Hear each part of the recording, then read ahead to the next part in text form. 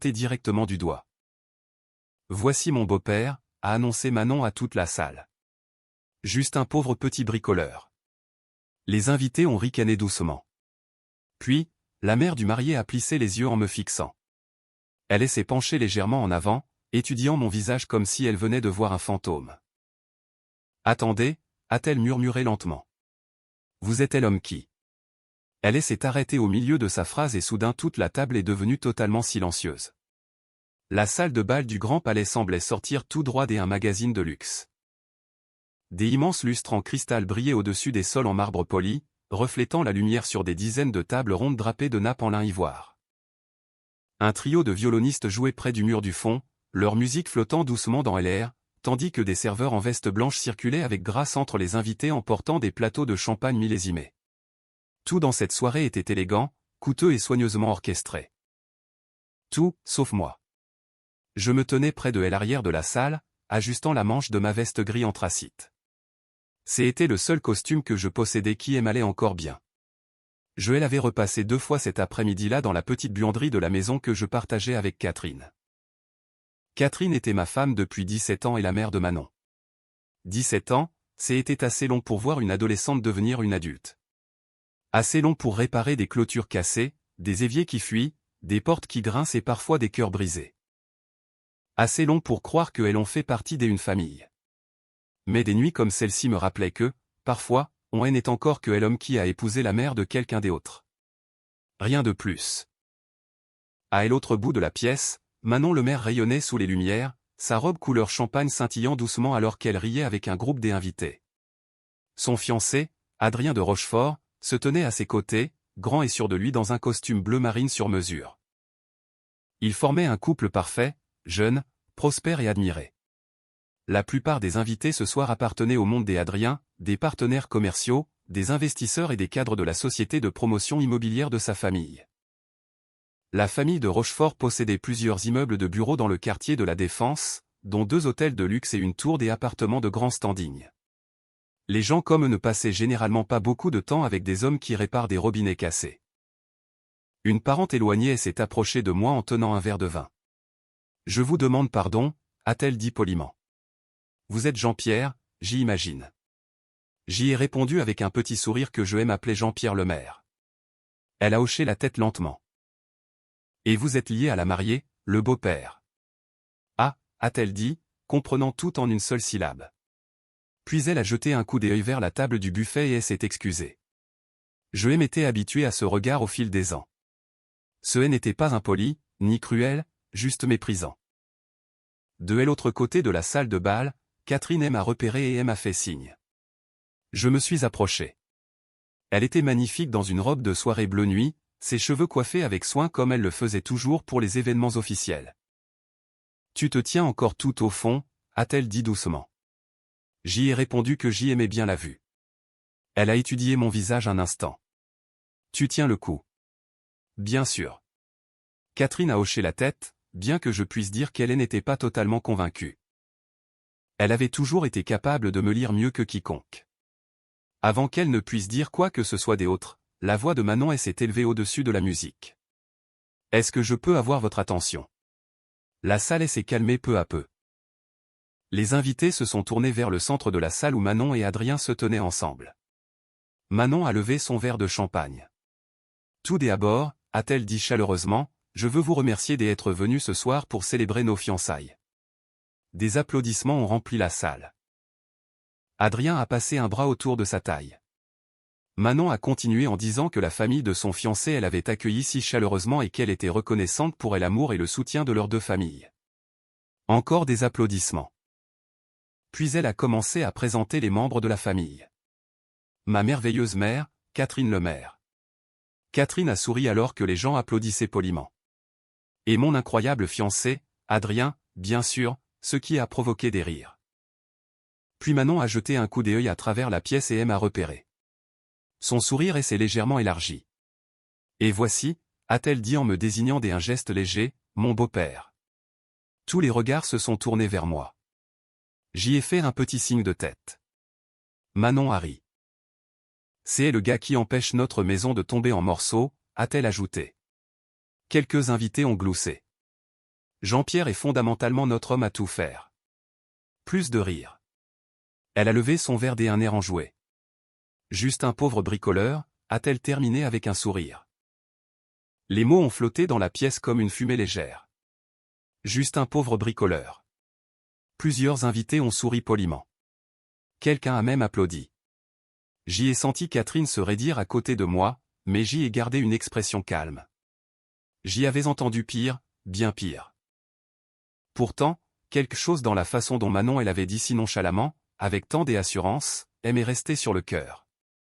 Pendant des années, j'y avais tout réparé dans cette maison, les portes, les fenêtres, les appareils ménagers en panne. Quand Manon avait 14 ans, j'y avais reconstruit toute la terrasse en bois dans le jardin parce qu'elle voulait un endroit pour fêter son anniversaire. Quand elle en avait 16, j'y avais passé 3 week-ends à restaurer la petite voiture des occasions que sa mère lui avait achetée pour qu'elle soit assez sûre pour aller au lycée. Mais ce soir, rien de tout cela ne comptait. Ce soir, je n'étais que le bricoleur. Et apparemment, c'était amusant. Le toast s'est terminé et la salle est revenue aux conversations. Les serveurs ont commencé à servir le dîner. Catherine a pressé mon bras doucement. « Je suis désolée », a-t-elle chuchoté. « Pourquoi ? Tu sais que Manon ne réfléchit pas avant de parler. » J'y ai souri faiblement en disant qu'elle était simplement excitée. Mais à l'autre bout de la pièce, quelqu'un des autres m'observait encore. Éléonore de Rochefort. La mère des Adrien. Elle n'avait pas ri. Elle n'avait pas applaudi. Au lieu de cela, elle me fixait avec une intensité tranquille. Ses yeux étaient légèrement plissés comme si elle cherchait dans sa mémoire quelque chose qu'elle n'arrivait pas tout à fait à situer. Pendant plusieurs longues secondes, elle n'a pas détourné le regard. Puis elle s'est penchée vers son mari et lui a chuchoté quelque chose à l'oreille. Il a froncé les sourcils. Et tous les deux m'ont regardé à nouveau. Quelque chose dans l'expression d'Éléonore de Rochefort m'a donné des frissons. Ce n'était pas de la moquerie. Ce n'était pas de la curiosité. C'était de la reconnaissance. Et pour la première fois de la soirée, j'y ai eu l'étrange sensation que cette nuit n'allait pas se terminer de la façon dont Manon l'imaginait.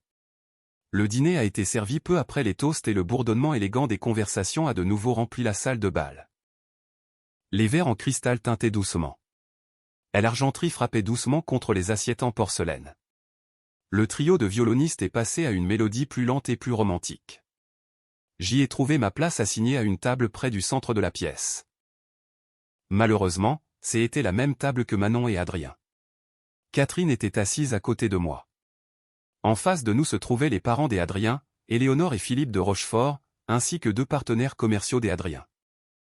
Manon était assise entre Adrien et l'un des investisseurs, rayonnante d'excitation, sa bague de fiançailles accrochant la lumière du lustre chaque fois qu'elle levait la main. Un serveur a placé une assiette de bar rôti devant moi. Pendant quelques minutes, tout le monde a parlé de sujets sans risque, des lieux de mariage, des destinations de lune de miel, du prix croissant de l'immobilier à Paris. Puis Philippe de Rochefort s'est tourné vers Catherine. « Alors Catherine » a-t-il dit poliment. « Comment vous et Jean-Pierre vous êtes-vous rencontrés » Catherine a souri. « Dans un magasin de bricolage, en fait » a-t-elle dit. J'y ai ri doucement. « C'est vrai » a-t-elle ajouté. L'évier de ma cuisine était complètement tombé en panne et le magasin m'a recommandé Jean-Pierre. Il l'a réparé en 1 heure. Philippe a ri en disant que c'était une compétence très utile. Manon s'est penchée avec empressement. « Oh, il répare tout » a-t-elle dit. Notre maison s'effondrerait littéralement sans lui. Plus de rire autour de la table. L'un des partenaires commerciaux des Adrien, un homme de grande taille nommé Guillaume Tavernier, s'est tourné vers moi. « Alors, Jean-Pierre » a-t-il dit en faisant tourner son verre de vin. « Quel genre de travaux des artisanats faites-vous » Surtout des réparations, ai-je répondu calmement. De l'entretien, de petits projets de rénovation. De la plomberie, a-t-il demandé. Parfois de l'électricité quand c'est nécessaire. Guillaume a hoché la tête pensivement. C'est un travail honnête, a-t-il dit. Puis Manon est intervenue à nouveau. Jean-Pierre a une fois réparé notre machine à laver en n'utilisant rien d'autre que du ruban adhésif et un couteau à beurre, a-t-elle dit fièrement. La table a éclaté de rire. J'y ai souri faiblement. Ça semble assez exact, a dit Guillaume. Mais il est modeste, a continué Manon qui s'amusait visiblement. Il dit toujours qu'il n'est qu'un bricoleur. Elle a levé son verre. Juste un pauvre bricoleur, a-t-elle répété avec un haussement des épaules malicieux. Encore des rires. Catherine s'est agitée, mal à l'aise à côté de moi. Manon, a-t-elle dit doucement. Ça suffit. Mais Manon n'a pas remarqué ou ne s'en souciait pas. Adrien avait l'air embarrassé. Il s'est penché vers elle et lui a murmuré quelque chose à voix basse, mais Manon a seulement souri et lui a serré la main. Alors Jean-Pierre a de nouveau demandé Guillaume. Est-ce que vous dirigez votre propre entreprise? Quelque chose comme ça, ai-je répondu. Manon a ri avant que je ne puisse dire quoi que ce soit d'autre. Oh, s'il te plaît, a-t-elle dit. Il ne dirige pas une entreprise. Il aide juste les gens à réparer des choses. Elle s'est tournée vers les parents d'Adrien. Ma mère elle a épousé après le décès de mon père, a-t-elle expliqué. La maison tombait en ruine à l'époque, alors Jean-Pierre est en quelque sorte devenu une partie du plan de rénovation. La table a ri poliment. Philippe de Rochefort a souri d'une manière maladroite qui suggérait qu'il ne savait pas trop comment réagir. Éléonore de Rochefort, cependant, elle n'a rien dit. Elle m'observait simplement avec attention. Ses yeux parcouraient mon visage de la même manière qu'on étudie une photographie familière qu'on n'arrive pas tout à fait à situer. Manon a continué de parler.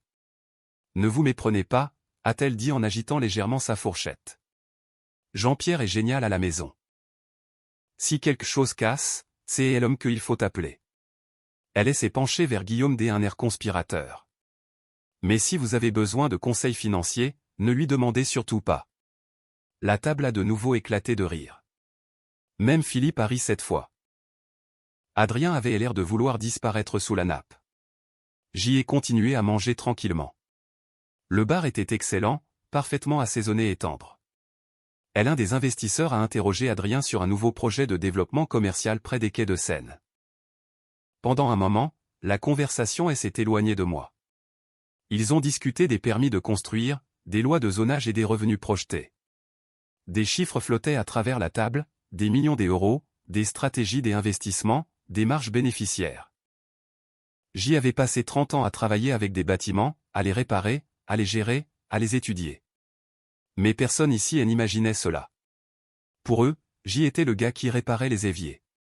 Finalement, Guillaume s'est de nouveau tourné vers moi. Alors, Jean-Pierre, a-t-il dit avec une curiosité amicale, quel est le plus gros chantier que vous ayez jamais fait? J'y ai essuyé ma bouche avec ma serviette. Probablement la rénovation d'un hôtel il y a environ 10 ans. Manon a reniflé doucement. Tu veux dire ce petit motel au bord de l'autoroute, a-t-elle demandé. Je ne l'ai pas corrigé. Guillaume a hoché la tête poliment. Eh bien, chaque projet compte. Manon a levé son verre à nouveau. Exactement, a-t-elle dit. Chaque petite réparation compte. Catherine a enfin pris la parole, sa voix plus tranchante que des habitudes. Manon, nous devrions peut-être parler d'autre chose. Manon a froncé légèrement les sourcils. Quoi? Je ne fais que dire la vérité. Elle essaie de nouveau tourner vers les parents d'Adrien. Jean-Pierre est un type sympa, a-t-elle dit. Il n'appartient tout simplement pas vraiment au monde des affaires. Le sourcil d'Éléonore de Rochefort s'est légèrement levé. Ah bon, a-t-elle dit. Manon a haussé les épaules. Il préfère travailler avec des outils plutôt qu'avec des tableurs Excel. Éléonore m'a de nouveau étudié. Plus longtemps cette fois. Puis elle a demandé doucement si j'y avais toujours travaillé comme artisan. Son ton était calme, mais quelque chose en dessous semblait inquisiteur. La plupart du temps, ai-je répondu. Elle a penché la tête. Intéressant. Philippe s'est penché vers elle. Éléonore, mais elle a écarté doucement d'un geste de la main. Juste de la curiosité, a-t-elle dit. Le dîner a continué. Le dessert est arrivé, un soufflé au chocolat et un expresso, mais l'atmosphère à la table avait changé. Les rires s'étaient estompés. Éléonore de Rochefort ne m'avait toujours pas quitté des yeux. À un moment donné, elle a chuchoté quelque chose à Adrien. Il a froncé les sourcils. Puis il m'a regardé lui aussi. Et soudain, je me suis senti comme le sujet d'une conversation que je ne pouvais pas entendre. Quelques minutes plus tard, Je me suis excusé en disant que j'y allais sortir un moment. Catherine a eu l'air soulagée. Bien sûr. J'y ai franchi les grandes portes vitrées pour aller sur le balcon de l'hôtel. L'air frais de la nuit a frôlé mon visage. La silhouette de Paris s'étendait en dessous, brillant de milliers de lumières. De là-haut, les immeubles semblaient calmes et paisibles. Mais à l'intérieur de chaque tour se trouvaient des centaines de petits problèmes qui attendaient d'être résolus. Des tuyaux cassés, des ascenseurs en panne, des câblages défectueux. Des gens comme moi passaient leur vie à résoudre ces problèmes. Discrètement, sans être remarqués. Derrière moi, la porte du balcon s'est ouverte. Je m'attendais à un serveur. Au lieu de cela, Adrien de Rochefort est sorti. Il a desserré légèrement sa cravate et s'est approché du garde-corps à côté de moi. Pendant un instant, aucun de nous n'a parlé. Puis il a soupiré. « Je suis désolé pour Manon », a-t-il dit. Je l'ai regardé. Pourquoi? Il a passé une main dans ses cheveux. Elle ne réalise pas toujours quand elle est injuste. Je me suis appuyé contre le garde-corps. Elle est excitée ce soir. Ce n'est pas une excuse. Il a hésité. Puis il a dit quelque chose d'inattendu. Ma mère m'a posé une question étrange pendant le dîner. Ah bon? Il a hoché la tête. Elle a demandé si votre nom était Jean-Pierre Lemaire. J'y ai souri légèrement. C'est un nom assez courant. Adrien avait l'air pensif. Peut-être, a-t-il dit. Puis il a jeté un coup d'œil vers les portes de la salle de bal.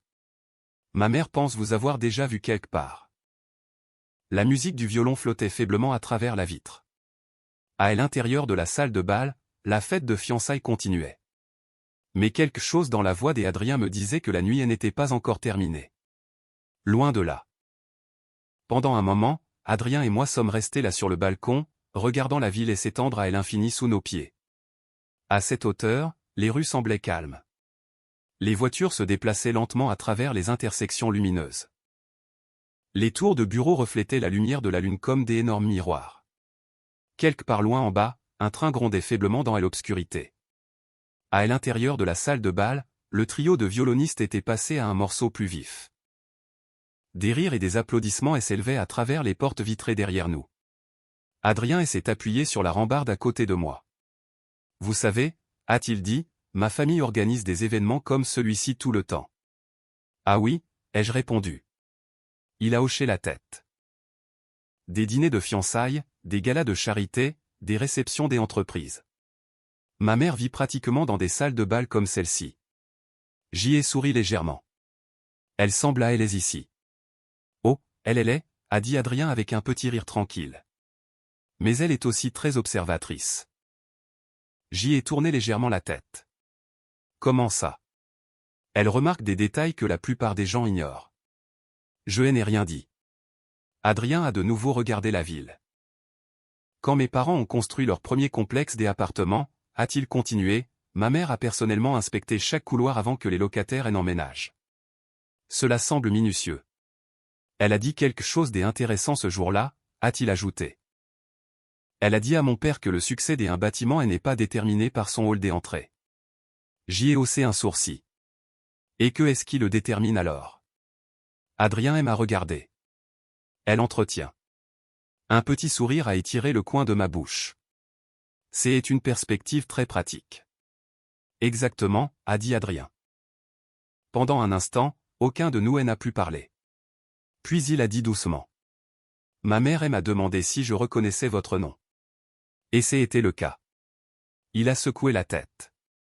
J'y ai pensé que peut-être vous aviez déjà travaillé sur l'une de nos propriétés. C'est possible, ai-je dit calmement. Adrien a étudié mon visage un moment. Vous êtes très calme par rapport à tout ça. Par rapport à quoi? Il a hésité. Les plaisanteries au dîner. J'y ai haussé légèrement les épaules. J'y ai entendu pire. Ce n'est pas la question, a dit Adrien. Vous ne vous êtes pas défendu. Pourquoi l'aurais-je fait? Adrien a semblé surpris par la question. Eh bien, la plupart des gens le feraient. J'y ai posé mes bras sur la rambarde du balcon. Parfois, le silence en dit plus qu'une dispute. Adrien a réfléchi à cela. Je suppose que c'est vrai. À l'intérieur de la salle de bal, un éclat de rire a résonné. Adrien a jeté un coup d'œil vers les portes. Je devrais probablement rentrer avant que Manon ne commence à se demander où je suis passé. Vous êtes le futur marié, ai-je dit. Ils survivront quelques minutes sans vous. Il a ri doucement. Ce n'est pas ainsi que Manon voit les choses. Il a marqué une pause, puis a ajouté avec précaution. Elle peut être fière. Elle ambition et n'est pas un mauvais défaut. Non, a convenu Adrien. Mais parfois la fierté empêche la curiosité. J'y ai penché légèrement la tête. Que voulez-vous dire? Adrien a soupiré. Ma mère aime savoir qui est assis en face d'elle. Comme la plupart des gens. Mais Manon ne pose pas de questions, a-t-il dit. Elle suppose qu'elle connaît déjà les réponses. Les portes du balcon se sont rouvertes derrière nous. Cette fois, c'était un serveur portant un plateau de coupes de champagne. Il a salué poliment et est retourné à l'intérieur. Adrien l'a regardé partir. Ma mère a grandi dans un environnement très différent, a-t-il dit. Ah bon? Elle a commencé à travailler dans l'entreprise de construction de son père quand elle avait 16 ans. C'est impressionnant. Elle a passé 20 ans à inspecter des bâtiments avant de s'asseoir un jour dans un bureau. Cela expliquait beaucoup de choses. Les gens qui avaient réellement travaillé dans les bâtiments, arpenté leurs couloirs, étudié leur système, avaient tendance à remarquer des choses que les autres ignoraient. Comme la différence entre quelqu'un qui réparait un robinet cassé et quelqu'un qui gérait l'intégralité du bâtiment derrière ce robinet. Adrien s'est frotté la nuque pensivement. Vous savez, a-t-il dit lentement. J'y ai demandé à ma mère ce qu'elle voulait dire tout à l'heure. Que a-t-elle dit? Elle a dit que votre visage lui semblait familier. Ça arrive parfois. Mais elle a aussi dit autre chose. Je l'ai regardé. Quoi donc? Adrien a hésité. Elle a dit qu'elle avait rencontré un jour un homme qui vous ressemblait beaucoup lors d'une conférence sur la gestion immobilière à Lyon. J'y ai ri doucement. Je n'ai jamais été à Lyon. Adrien a hoché la tête lentement. C'est ce que je lui ai dit. La musique à l'intérieur de la salle de bal a encore changé. Les invités se préparaient probablement pour les discours du dessert. Adrien a ajusté sa veste. Je dois vraiment y retourner. Il a fait quelques pas vers la porte, puis elle s'est arrêtée. Jean-Pierre. Oui. Je pensais ce que j'y ai dit tout à l'heure au sujet de Manon. Il a hoché la tête. Je suis désolé. Je l'ai étudié un moment. Il semblait sincère. Vous semblez être un homme bien, Adrien. J'y essaie de l'être.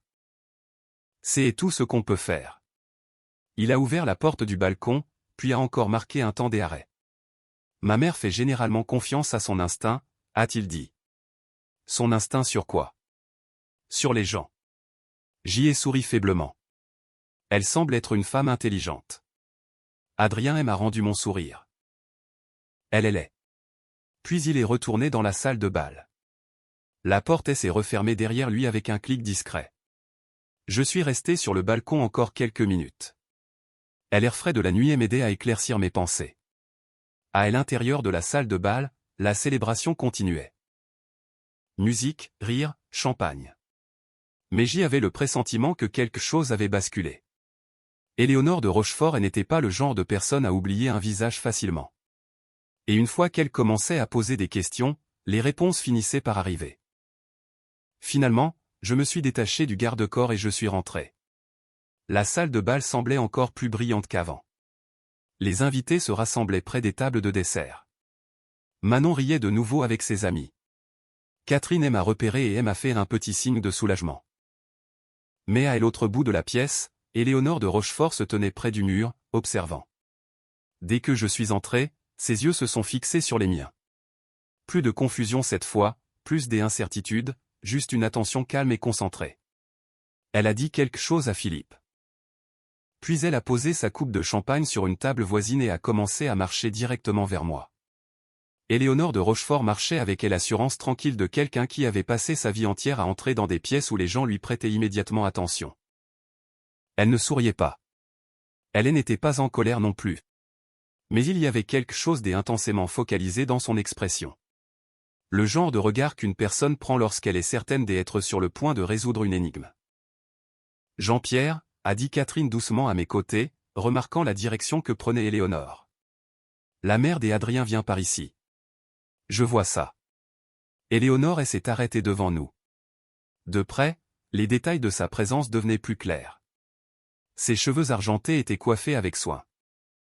Sa robe émeraude était élégante sans être ostentatoire. Elle dégageait l'autorité calme de quelqu'un habitué à prendre des décisions valant des millions d'euros. « Catherine » a-t-elle dit poliment. Catherine a hoché la tête. « Éléonore. » Puis Éléonore s'est tournée vers moi. « Jean-Pierre Lemaire. » Elle a prononcé mon nom lentement, non pas comme une question, mais comme une confirmation. « C'est bien moi » ai-je répondu. Pendant un moment, elle a simplement étudié mon visage. Puis elle a demandé doucement si nous nous étions déjà rencontrés. Catherine avait l'air confuse. « Je ne pense pas » ai-je dit. Éléonore a penché légèrement la tête. C'est étrange. Philippe de Rochefort nous avait rejoints maintenant, se tenant juste derrière sa femme. Éléonore, a-t-il demandé. Elle n'a pas quitté mon regard. J'y essaie de me souvenir de quelque chose. Ses yeux se sont légèrement rétrécis. Il y a environ 15 ans, a-t-elle dit lentement. Mon entreprise a assisté à un congrès national sur la gestion technique des bâtiments à Lyon. J'y ai gardé une expression neutre. Philippe a ri en disant que Éléonore assistait à des dizaines de conférences. Oui, a-t-elle dit calmement, mais celle-ci était différente. Elle a croisé les bras. Il y avait une présentation sur les systèmes de maintenance des bâtiments à grande échelle. Très technique. La plupart des gens dans la salle comprenaient à peine de quoi il s'agissait. Catherine m'a jeté un coup d'œil. Tu n'as jamais mentionné être allé à des conférences. Je n'y suis pas allé souvent. Éléonore a hoché la tête légèrement. C'est ce qui l'a rendu mémorable. Elle a fait un petit pas de plus vers moi. L'orateur était un homme qui avait commencé comme technicien de maintenance et qui avait réussi à transformer cette expérience en un modèle de gestion immobilière à l'échelle nationale. Philippe a froncé légèrement les sourcils. Éléonore, quel est le rapport avec? Elle a levé une main, le faisant taire doucement. Je me souviens de cet homme parce qu'il avait une façon très calme d'expliquer des systèmes complexes, a-t-elle continué. Les ascenseurs, les réseaux de pression des hauts, les réseaux électriques de secours. Elle a de nouveau étudié mon visage. Et il a dit quelque chose qui m'est resté. Que est-ce que c'était? A demandé Catherine doucement. Éléonore n'a pas rompu le contact visuel avec moi. Il a dit que la plupart des gens pensent que les bâtiments sont définis par leur architecture. Elle a marqué une pause. Mais la véritable force d'un bâtiment réside dans les systèmes invisibles qui le maintiennent en vie. Un petit silence s'est installé entre nous. Catherine regardait alternativement Éléonore et moi. Vous parlez de Jean-Pierre. Les yeux d'Éléonore se sont légèrement éclaircis. Ah bon? J'y ai haussé les épaules doucement. Il est possible que vous vous souveniez de quelqu'un d'autre. Éléonore a souri faiblement. Non, a-t-elle dit. Je ne pense pas. À travers la salle de bal, Manon riait avec plusieurs invités, totalement inconsciente de la conversation discrète qui se déroulait à quelques mètres de là. Éléonore a jeté un bref coup d'œil dans sa direction. Votre belle-fille a mentionné plutôt que vous étiez un bricoleur. Quelque chose comme ça.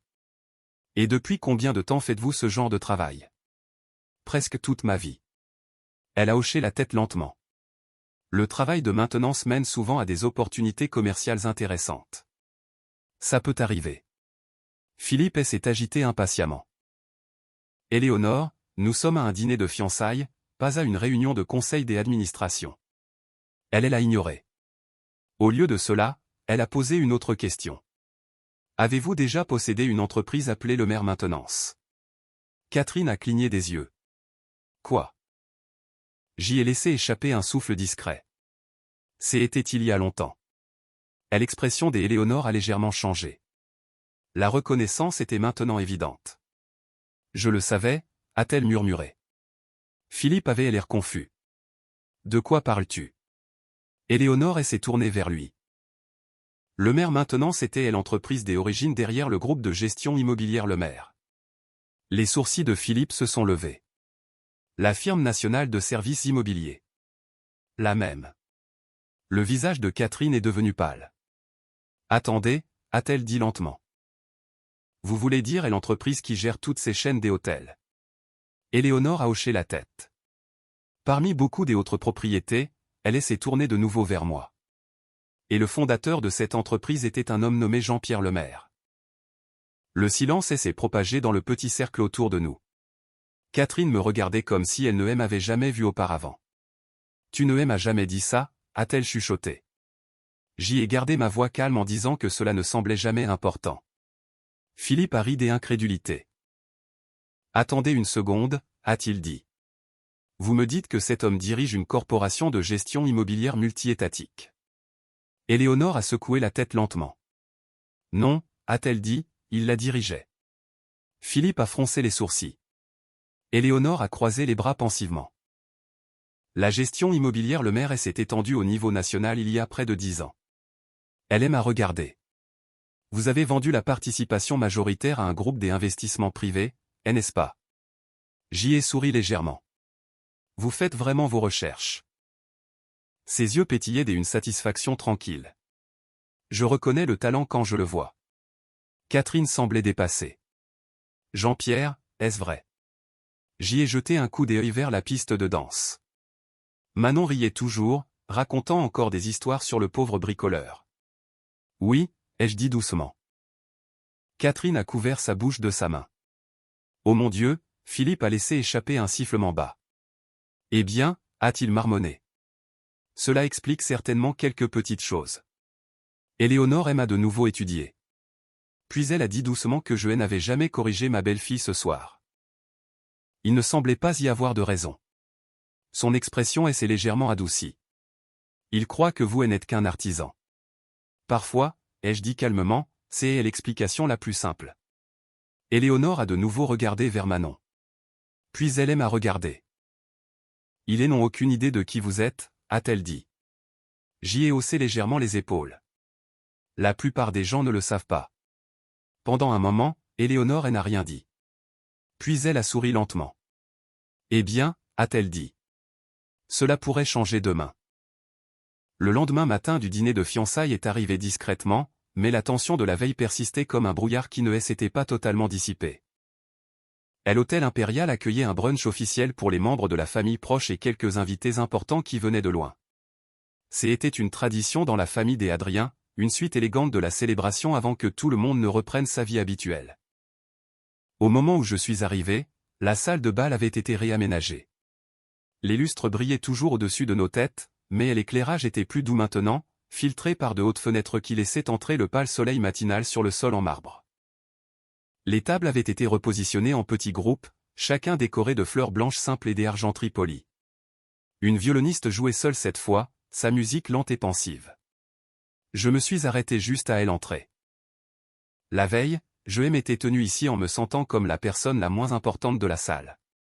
Aujourd'hui, c'était différent. Pas à cause de ce que les gens savaient, mais à cause de ce qu'ils allaient apprendre. Je portais de nouveau un costume gris anthracite, mais cette fois il était taillé différemment. Le tissu était plus noble, la coupe plus précise. C'était le genre de costume que je portais normalement dans les conseils des administrations plutôt que pour des dîners de famille. Catherine a remarqué la différence immédiatement. Elle s'est précipitée vers moi depuis l'autre bout de la pièce, ses talons claquant doucement sur le marbre. Jean-Pierre, a-t-elle chuchoté. Sa voix traduisait à la fois de la curiosité et de la nervosité. Oui, Catherine.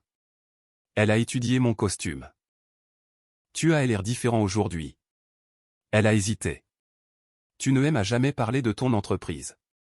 Je ne pensais pas que ça comptait. Catherine a secoué la tête lentement. Ça compte maintenant.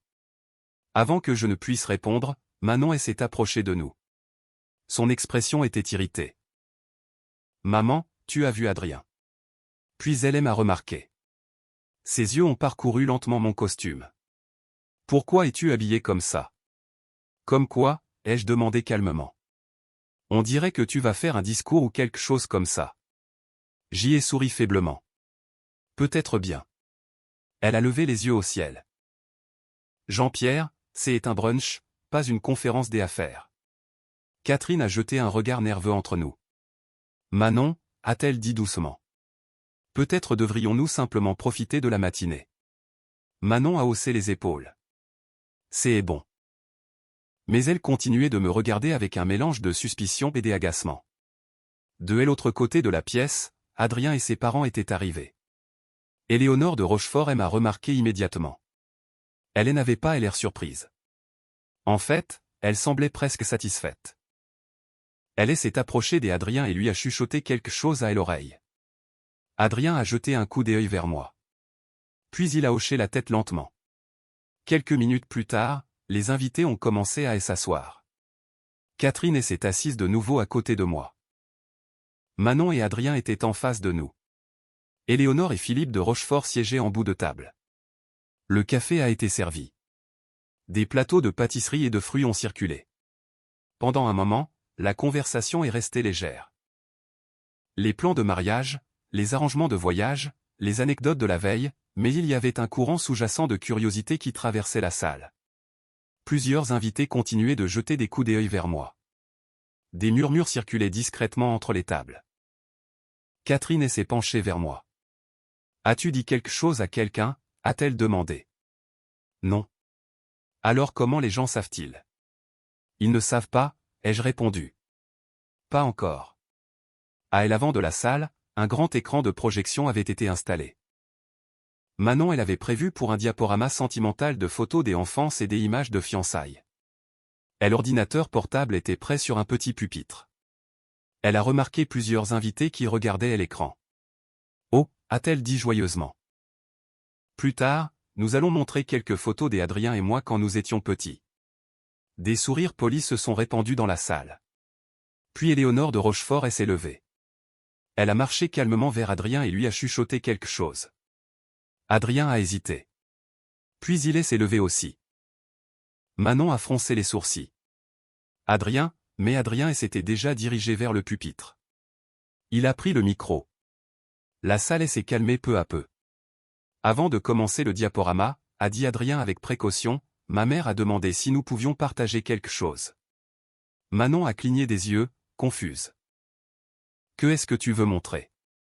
Éléonore a simplement fait un signe de tête vers l'ordinateur. Adrien a appuyé sur une touche. L'écran de projection s'est allumé, mais au lieu de photos des enfances, un logo des entreprises élégants est apparu. Groupe de gestion Le Maire. Une vague de murmures s'est propagée dans la salle de bal. Manon a froncé les sourcils. Que est-ce que c'est que ça? Adrien a continué de parler. Comme beaucoup d'entre vous le savent, l'entreprise de ma famille a travaillé avec plusieurs firmes nationales de gestion immobilière. Il a désigné l'écran. Celle-ci en particulier a été responsable de l'entretien d'une grande partie de nos propriétés commerciales. Des graphiques sont apparus, des diagrammes, des images de halls des hôtels, de tours de bureaux et de complexes résidentiels de luxe. Les gens chuchotaient. La reconnaissance commençait à gagner les invités des affaires présents. Éléonore observait en silence. La voix d'Adrien est restée calme.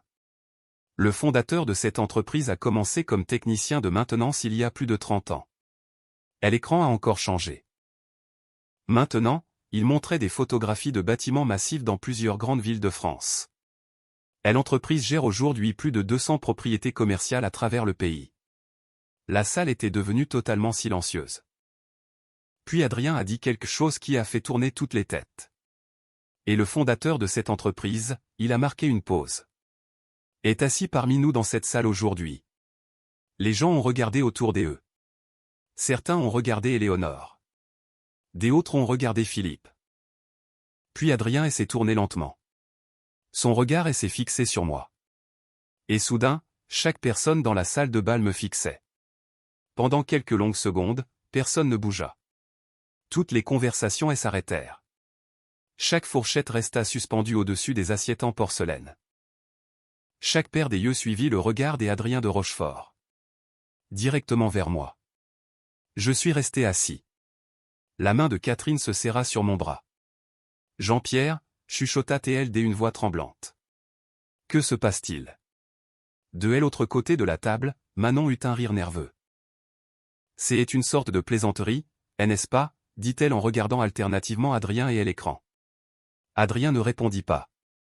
Au lieu de cela, il fit un geste doux vers l'avant de la salle. Jean-Pierre, dit-il dans le micro.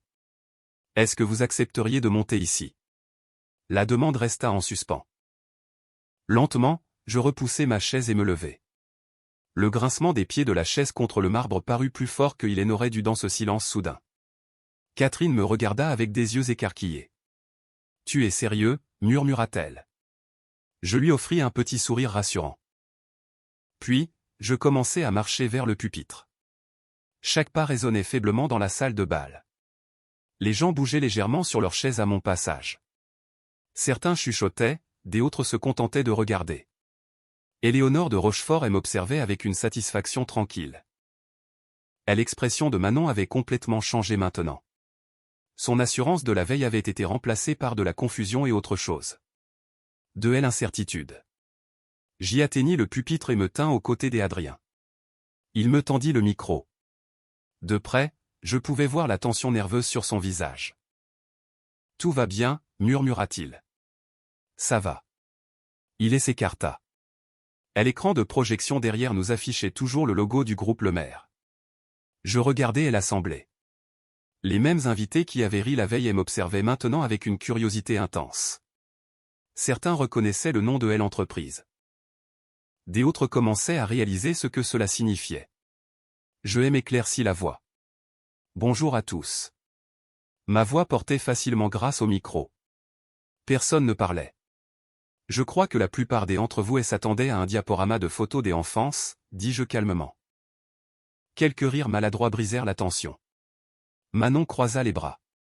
C'est ridicule, marmonna-t-elle. Je continuai. Mon nom est Jean-Pierre Lemaire. Plusieurs invités hochèrent la tête. Ils savaient déjà cette partie. Mais hier soir, ajoutai-je doucement, j'y ai aussi été présenté comme autre chose. Je jetai un bref coup d'œil vers Manon. Juste un pauvre bricoleur. Une vague d'inconfort traversa la pièce. Le visage de Manon s'empourpra. Je souris légèrement. Et ce n'est pas totalement incorrect. La salle redevint silencieuse. Pendant la plus grande partie de ma vie, continuai-je, j'y ai réparé des choses. Je fis un geste vers l'écran derrière moi. Des maisons. L'image changea. Des photos de complexes des appartements apparurent. Des immeubles résidentiels. Une autre image. Un grand hall des hôtels. Des hôtels. Puis une autre. Une silhouette de ville remplie de tours de bureaux. Des tours de bureaux. Des murmures se répandirent. J'y ai commencé ma carrière il y a 32 ans, dis-je. En réparant la plomberie défectueuse d'un petit immeuble. Je marquai une pause. J'y étais payé 7 € de l'heure. La salle resta muette. À l'époque, continuai-je, je pensais que mon travail était simple. Réparer les tuyaux, dépanner les ascenseurs, garder les lumières allumées. Mais avec le temps, j'y ai réalisé quelque chose d'important. Les bâtiments sont comme des organismes vivants. Je fis de nouveau un geste vers l'écran. Chaque couloir, chaque tuyau, chaque circuit électrique est connecté. Des diapositives montraient des équipes de maintenance, des diagrammes de bâtiments, des systèmes de contrôle. Si un système échoue, dis-je, c'est tout le bâtiment qui en souffre. Plusieurs hommes d'affaires se penchèrent en avant. Maintenant, ils comprenaient ce langage. Alors, j'y ai commencé à étudier comment ces systèmes fonctionnent ensemble. La pression de l'eau, les réseaux électriques, les systèmes de sécurité incendie, la planification de la maintenance. Et finalement, dis-je calmement, j'y ai bâti une entreprise dédiée à maintenir ces systèmes en marche. Le logo derrière moi apparut de nouveau. Groupe de gestion Le Maire. Je regardais autour de moi. Aujourd'hui, cette entreprise gère les opérations de maintenance de plus de 200 propriétés commerciales à travers tout le pays. Des exclamations, des chuchotements. Quelqu'un au fond murmura de sens. Oui, dis-je.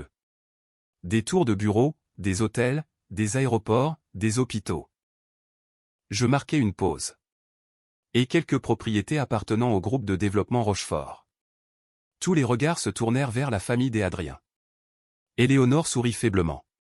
Philippe de Rochefort semblait stupéfait. Manon me fixait comme si elle voyait un étranger. Mais rien de tout cela n'est vraiment la question, dis-je doucement. La salle se calma de nouveau. Je ne suis pas venu ici ce matin pour parler des affaires. Je regardais directement Manon. Je suis venu ici pour dire quelque chose de très simple. Elle s'agita, mal à l'aise. J'y ai réparé des choses, répétai-je. C'est ce que j'y ai toujours fait. Je laissais les mots flotter dans l'air. Parfois, ce sont des tuyaux. Quelques sourires apparurent. Parfois, ce sont des ascenseurs. Plus de murmures. Et parfois, je regardais lentement la salle, ce sont des préjugés brisés. La salle de bal retomba dans un silence total. Pendant des années, continuai-je calmement, les gens m'ont présenté comme juste un bricoleur. J'y haussai légèrement les épaules. Cela ne m'a jamais dérangé parce qu'il n'y a rien de mal à réparer des choses. Je regardai de nouveau Manon dans les yeux. Mais il y a quelque chose de mal à croire que le travail de quelqu'un définit sa valeur. Personne ne bougea. Personne ne parla. Puis, depuis la table des honneurs, Éléonore de Rochefort commença à applaudir lentement. Une fois, 2 fois, puis encore. Philippe de Rochefort se joignit à elle. Puis Adrien. En quelques secondes, toute la salle de bal fut remplie des applaudissements. Pas des applaudissements polis. De vrais applaudissements. Forts. Sincères. Catherine couvrait sa bouche, des larmes dans les yeux. Manon restait figée sur sa chaise. Les applaudissements durèrent près d'1 minute avant de s'estomper. Je m'écartai du micro. Merci, dis-je simplement. Puis je rendis le micro à Adrien et retournai calmement à ma place. Les applaudissements s'éteignirent peu à peu, mais l'atmosphère à l'intérieur de la salle de bal avait complètement changé. À peine 24 heures plus tôt, la pièce était remplie de rires polis aux dépens d'un pauvre bricoleur. Maintenant, les mêmes personnes me regardaient très différemment. Pas avec amusement, pas avec pitié, mais avec quelque chose qui ressemblait au respect. Je repris ma place à côté de Catherine. Ses mains tremblaient encore légèrement alors qu'elle prenait sa tasse de café. Jean-Pierre, chuchota-t-elle presque à bout de souffle. Je ne sais même pas quoi dire. Tu n'as rien à dire. Elle secoua la tête. Pendant 17 ans, tu n'as jamais mentionné tout cela. Je l'ai mentionné 1 fois ou 2, dis-je doucement. Ses yeux s'agrandirent quand Manon avait environ 15 ans. Catherine chercha dans sa mémoire, la confusion se lisant sur son visage. Tu avais dit que tu avais lancé une petite entreprise de maintenance. Murmura-t-elle lentement. C'est exact. J'y ai cru que tu parlais d'une petite entreprise de réparation locale. J'y ai souri faiblement. C'était local au début. En face, Manon n'avait toujours pas décroché un mot. Elle fixait son assiette vide comme si toute la matinée était soudainement devenue trop lourde à digérer. Adrien était assis en silence à ses côtés. Après un moment, il posa doucement sa main sur la sienne. Elle la retira. C'est incroyable, marmonna-t-elle. Catherine la regarda. Manon. Mais Manon se leva brusquement. La chaise grimaça bruyamment sur le sol en marbre. Tu as fait ça exprès, dit-elle, la voix serrée. Plusieurs invités voisins tournèrent la tête. Je soutins son regard calmement. Fais quoi? Toute cette présentation, dit-elle en désignant l'écran derrière nous. Tu aimes à humilier devant tout le monde. Je n'ai pas organisé cette présentation, répondis-je. Elle regarda vers Éléonore de Rochefort. C'est vous, dit Manon d'un ton accusateur. Éléonore posa calmement sa tasse de café. J'y ai demandé à Adrien de montrer la présentation. Pourquoi? Demanda Manon. Éléonore croisa son regard avec fermeté. Parce que je crois que les gens devraient savoir de qui ils parlent avant de rire. La salle redevint silencieuse. Les joues de Manon devinrent rouges. Ce n'était pas le but hier soir, insista-t-elle. Non, dit Éléonore. Manon se tourna de nouveau vers moi. Tu aurais pu me corriger, dit-elle. Tu aurais pu dire la vérité à tout le monde. J'y aurais pu, reconnus-je. Alors pourquoi ne l'as-tu pas fait? Je m'appuyai légèrement contre le dossier de ma chaise. Parce que j'y ai passé la plus grande partie de ma vie à réparer des problèmes, dis-je calmement. Et parfois, la meilleure façon de réparer quelque chose est de laisser les gens le voir clairement. Manon me fixa. Sa colère s'apaisa lentement pour devenir quelque chose de plus complexe. De la confusion, de l'embarras, peut-être même du regret. Tu m'as fait passer pour une idiote, dit-elle doucement. Je secouai la tête. Non, tu as fait cela toute seule. Les mots n'étaient pas durs. Il n'avait pas besoin de l'être. Pendant un moment, Manon ne répondit pas. Puis elle baissa les yeux vers la table. Adrien prit enfin la parole. Jean-Pierre ne t'a pas humilié, dit-il doucement. Il a juste arrêté de se cacher. Manon expira lentement. Autour de nous, le brunch reprenait son cours. Les invités chuchotaient de nouveau entre eux, mais maintenant leur conversation était très différente. Plusieurs personnes s'approchèrent de notre table. Un homme se présenta comme un cadre hôtelier de Lyon. Un autre me demanda ma carte de visite. Un troisième voulait discuter d'un contrat de maintenance potentiel pour une nouvelle tour de bureau. Catherine regardait la scène se dérouler avec incrédulité. Hier, me chuchota-t-elle, aucune de ces personnes ne t'avait remarqué. Hier, elle ne regardait pas au bon endroit. De l'autre côté de la salle, Manon se tenait seule près de la fenêtre. Elle contemplait la silhouette de la ville. Après quelques minutes, elle revint lentement vers notre table. Elle s'arrêta près de moi. Pendant un moment, elle ne dit rien. Puis elle parla doucement. Quand maman t'a épousé, dit-elle, je pensais que tu n'étais qu'un type qui réparait des trucs. C'est compréhensible, répondis-je. Tu n'as jamais agi comme quelqu'un d'important. Je souris légèrement. C'est parce que je ne le suis pas. Elle fronça les sourcils. Tu diriges une entreprise nationale. Oui, cela semble assez important. Diriger une entreprise ne rend pas quelqu'un important, dis-je doucement. Ce qui compte, c'est la façon dont on traite les gens autour de nous. Manon resta silencieuse un instant. Puis elle hocha la tête lentement. Je suppose que j'y ai encore beaucoup à apprendre. Tout le monde en est là. Elle hésita. Jean-Pierre. Oui. Je suis désolé. Les mots sortirent doucement, mais ils étaient sincères. J'y hochai la tête. Merci. Elle esquissa un petit sourire maladroit. Puis elle retourna vers Adrien. Au moment où le brunch se terminait, l'ambiance dans la salle de bal avait encore changé, devenant cette fois plus calme, plus pensive. Plusieurs invités me serrèrent la main avant de partir. Philippe de Rochefort s'approcha de moi en dernier. Je dois admettre, dit-il avec un grand sourire, que je ne m'attendais pas à ce que notre brunch de fiançailles se transforme en présentation de conseil des administrations. Moi non plus. Il rit. Mais je suis content que ce soit arrivé. Éléonore le rejoignit. J'y avais le sentiment que vous cachiez quelque chose, dit-elle. Elle instinct, elle expérience. Elle m'étudia pensivement. Vous avez géré la situation avec une patience remarquable. J'y ai eu de l'entraînement. Elle hocha la tête. C'est évident. Plus tard cet après-midi-là, j'y étais assis seul dans mon bureau surplombant Paris. La ligne des horizons s'étirait à l'horizon. Des tours de verre, des hôtels, des immeubles, des appartements, beaucoup d'entre eux entretenus par des équipes qui travaillaient pour mon entreprise. Des contrats pour 2 nouveaux projets d'expansion étaient ouverts sur mon bureau. Mon téléphone vibrait avec de nouvelles demandes de partenariat. Mais rien de tout cela ne ressemblait à la vraie victoire. La vraie victoire s'était produite dans cette salle de bal. Pas quand les gens avaient applaudi, pas quand ils avaient appris à l'existence de mon entreprise, mais quand j'y avais réalisé quelque chose de simple. Pendant des années, j'y avais laissé les autres réduire mon histoire. Réduire le travail de ma vie à un seul mot, bricoleur. Mais la vérité était que ce mot n'avait jamais été une insulte. C'était le début de tout. Parce que le monde fonctionne grâce aux gens qui réparent les choses. Les tuyaux cassés, les systèmes défaillants et parfois les préjugés brisés. Cette histoire nous rappelle avec force que l'habit ne fait pas le moine et que la véritable valeur d'un homme ne réside pas dans son titre apparent mais dans la profondeur de son caractère et de son expertise. Dans une société française souvent marquée par les diplômes et les étiquettes sociales, le personnage de Jean-Pierre incarne l'élégance de la discrétion et la puissance du travail manuel élevé au rang de véritable science de gestion.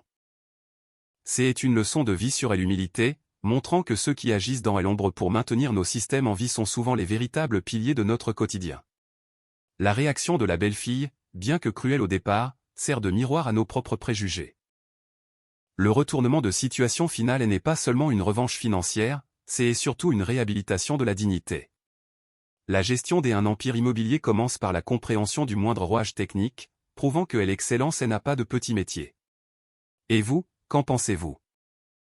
Avez-vous déjà été témoin d'une situation où quelqu'un a été sous-estimé à cause de son métier pour ensuite révéler un parcours incroyable?